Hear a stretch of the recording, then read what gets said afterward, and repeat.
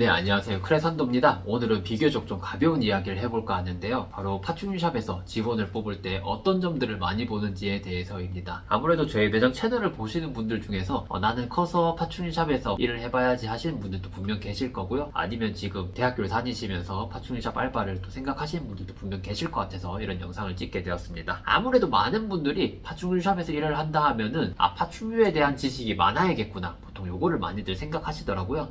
근데 저희가 친하게 지내는 파충류샵 사장님들의 경우에도 그렇고 저희 매장의 경우에도 그렇고 파충류에 대한 지식을 그렇게 중요하게 생각하지는 않습니다. 물론 파충류를 무서워한다든지 귀뚜라미나 미럼 같은 걸 못 만진다든지 그런 것들은 조금 문제가 될 수 있겠지만 그렇지만 않다 하면은 파충류에 대한 지식보다는 좀 더 다른 거를 많이 보는 편인데요. 오늘은 그런 점들에 대해서 한번 이야기를 해보고요. 이제 파충류샵에 지원을 한다면 어떤 식으로 자기 강점을 어필하면 좋을지에 대해서 한번 이야기를 해보려고 합니다. 아무래도 샵에서 어떤 일을 하는지에 따라서 좀 다르겠지만은 저희 매장같이 좀 소규모 업장의 경우에는 고객응대, 생물관리, 택배 같은 자잘자잘한 일들을 두루두루 할 수 있어야 되는 편이에요. 그렇다 보니까 모든 걸 다 잘하는 사람을 뽑으면 좋겠지만 사실 그런 사람이 파충류샵에 취직하진 않을 거 아니에요. 그렇다 보니까 뭐 특정 한 부분에 뛰어난 친구들을 많이 뽑는데 저희 같은 경우에는 서비스 경력이 조금 있는 친구들을 많이 뽑는 편입니다. 서비스직에 종사한 경험이 있는 친구들이 확실히 손님을 대하는 거라든지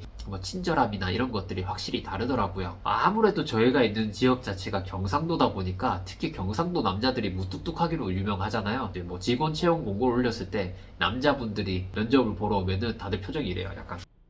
약간 이 무뚝뚝함 자체가 그대로 보이다 보니까 저희가 그런 분들은 조금 뽑기가 어려운 게 파충류에 대한 지식이 없으면 저희가 가르치면 돼요. 저희가 알려주면 되고 그런 것들은 충분히 다 습득을 하시더라고요. 근데 친절함, 항상 웃어라 아니면은 손님들한테 좀 친절하게 대해야 된다 이런 것들을 얘기를 하면은 그건 백날 얘기를 해봤자 바뀌지 않다 보니까 저희는 첫인상이랑 그리고 서비스직 얼마나 경험해봤는지 그런 것들을 좀 많이 보는 것 같아요. 두 번째로 저희 매장처럼 작은 규모가 아니라 좀 큰 규모의 파충류 샵 같은 경우에는 이제 각 파트가 좀 나뉘어져 있어요. 택배라든지 생물 관리라든지 아니면 고객 응대라든지 이런 식으로 나뉘어져 있다 보니까 어떤 직종에 지원하는지에 따라 가지고 그 강점을 어필할 필요가 있을 텐데요. 일단은 생물 관리의 경우에는 생물에 대한 지식 중요할 거고요. 이제 성실함이나 이거 일머리 그런 것들 조금 많이 볼 것 같아요. 택배의 경우에는 일단 힘쓰는 일들이 되게 많은 편이에요. 대용종들, 새우장이라든지 유리장, 바닥재 같은 것들, 무거운 것들이 계속 수시로 들어옵니다. 택배가 많이 나간다는 거는 그만큼 택배가 많이 들어오고 용달도 많이 들어와요. 그래서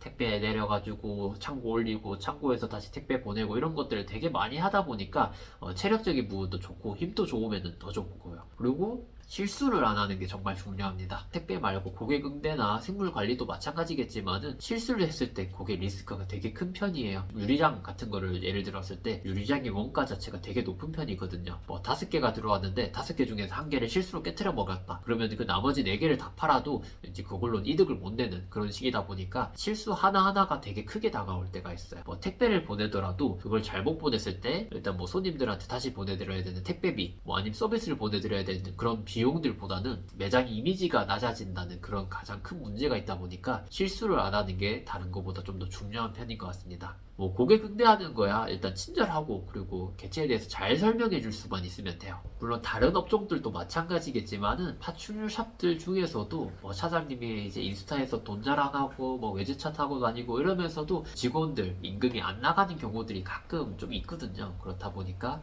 뭐 최저시급을 제대로 못 받는다든지 아니면은 임금이 밀린다든지 그런 경우에는 정말 뭐 이제 미련을 가지지 마시고 퇴사하시는 거를 좀 추천드리는 편이고요. 저도 몇 번 경험을 해봤지만은 임금이 밀리기 시작하면은 그게 계속 밀리더라고요. 이렇게 짜잘짜잘하게 밀리는 거는 사실 습관성이기 때문에 그건 안 바뀌더라고요.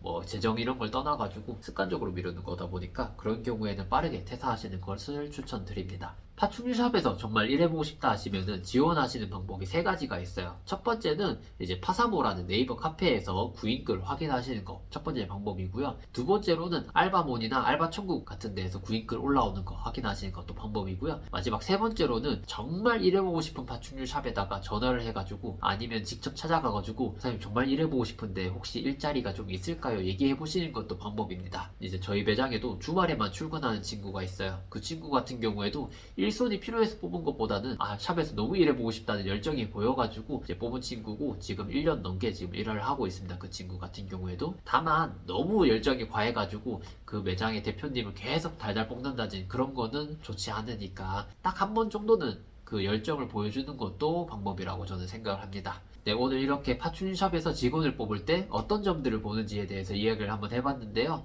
이제 파충류샵에서 정말 일해보고 싶다 하신 분들이 분명 계실 거잖아요. 그런 분들이 가끔 나는 파충류샵 아니면 일 안 해, 뭐 이런 분들이 계시는데, 저 같은 경우에는 파충류샵에 구인글이 올라오기 전까지는 다른 서비스 직종들을 좀 체험해 보시는 걸 추천드려요. 뭐 옷가게라든지 올리브영 같은 것도 되게 저는 좋다고 생각을 하고요. 그런 종류의 서비스직들을 한번 체험해 보시고 이제 구인글이 올라온다면 그거를 강점으로 삼아가지고 지원해 보시는 거를 추천드립니다. 네, 이상으로 대구 파충류샵 크레산도였고요. 저희 매장에 지원하시더라도 이제 이런 점들 생각하시고 지원하시면 좀 더 좋을 것 같아요. 네, 감사합니다.